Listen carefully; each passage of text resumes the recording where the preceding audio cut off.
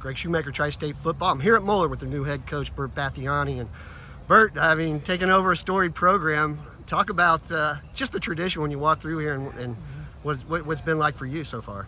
Well, growing up, you understand the tradition here at Moeller. I mean, it's since Jerry Faust in 1960, and you understand the expectations that come with this job, especially with the success that this team has had the last few years. But that's the kind of program you want to be a part of. So it's been awesome being able to kind of come in and take the reins after a great season has been a blessing, because we have really good players who know how to practice, who know how to compete. So for us, it's just about getting a little bit better every single day and maintaining momentum from the last 2 years. And our guys have answered the bell. They've done a great job, and I think we are doing that. We are getting better every single day, and we do have an upward trajectory within our journey. So really happy about it.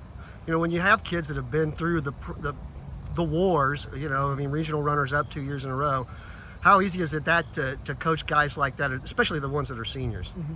Well, they're hungry. They're hungry. There's no doubt about it. They're hungry, especially from that. But we don't try to focus on the past. We glimpse in the past. We take a little snapshot of the future of where we want to go. But 98% of our focus is right now. It's right now, this day, this practice, this rep, whatever it is. That's what we're focused on, and then we're on to the next one. If we mess up, we'll get better the next time. But we don't really focus on the past that much at all. But the hunger is there. We have a hungry football team. We graduate a lot of leadership, we graduate a lot of talent, but at a school like Moeller, you bring more talent in, you bring more leadership in, and we have a lot of guys on our team that are going to make a lot of plays on Friday night that no one really knows the names of, and I can't wait for those guys to flourish when we get to that point. Well, let's talk about the offensive side of the football first. He's got some great skill players coming in. You lose all your offensive linemen, but we've talked with Coach Bloom, and he always does a great job up there with those guys. But talk about, what do you like on the offensive side of the ball? Well, obviously, they know how to run the football from last year, right? So we are replacing the whole offensive line, but I always look at that as opportunity, right? We have really, really, really good O-linemen who are going to be phenomenal. They're going to be fantastic. We're developing them every single day, and you mentioned them. We have the best O-line coach in the country, I think, and then Dom Denoma, who's also been helping out with the O-line, has done a fantastic job as well. So our guys are getting coached and developed at a crazy, crazy high level.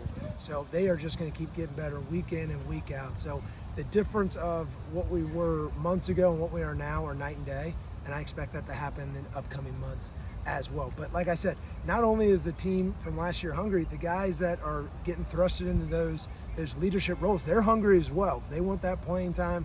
They want to be there on Friday night. So that hunger has led to that development. They're getting better every single day. So I'm really happy with the O-line. Eli Duffy's coming back at tight end. He's a phenomenal tight end and has a ton of college offers. He's going to be a really good tight end in college. He's going to have a really great senior year. Everyone knows about Jordan. Jordan is electric. He is unbelievable. He's great on the football field. He's even better off the field, and I can't say that enough, because everyone sees the highlights that he puts out there on a day-to-day basis. It's unbelievable. But he's an All-American off the field too. I couldn't be happier. At quarterback, we bring back Matt Ponatowski, who took over last year, and not only that, we have some other guys in that room as well who are competing like crazy, and that's pushing everyone's level of performance up as well, which has been really, really good. And then, like you said we got some good skill players. We absolutely do. And I can't wait for them to really get out on Friday nights and really show what they got. So I'm happy about that as well. Switching to the defensive side of the football, I talked to some of your secondary guys. Boy, they look like you could be really special in that back half of the defense. But tell us a little bit about the defense. Well, the highlighted is Carson Hobbs, who's been our boundary corner. He's been phenomenal. He's had an awesome summer. Kyler Paul and Alex French in the middle at linebacker have been playing fantastic as well. And I think that's really the strength of our defense, is our front seven, because that's where we bring back the most experience. We have really good length, really good size, and our secondary is a lot like our offensive line, where we have tremendous talent, just not as much of experience, but they're getting better every single day as well. And for example, we have Drew Robinson, who played more quarterback last year, and then now he's playing in the secondary. He's having a phenomenal summer. He is off the charts. He was on our state runner-up 4x4 team. He's getting a lot of college interest as well. He is going to be a phenomenal college player. He's going to have a great year next year. I just can't say enough good things about him. And then the growth of our defense overall.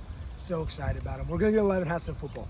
there ain't no doubt about it. Like, we're going to be fast, we're going to be aggressive, and we're going to cause a lot of takeaways. So that's been our core value and been the heart and soul of our defense. That's what we'll continue to do. Before I let you go, I'd be remiss if I didn't ask you. You played at Highlands for Coach Dale Mueller, and what'd you take away from him as a coach?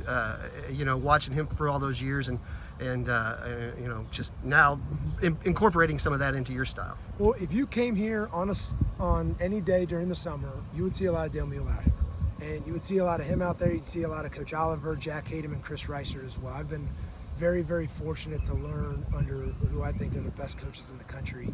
And there's a little bit of them sprinkled out here all over the place. I think with Dale, it's really about being positive and providing hope and opportunity to everyone in your program. And it doesn't matter if you're the best player or the worst player, you're mine. And I love you to death. And we coach off love, and we spell love Time. And we spend a lot of time with each other. And I think when you develop those relationships, that just builds a level of trust that can't be unmatched.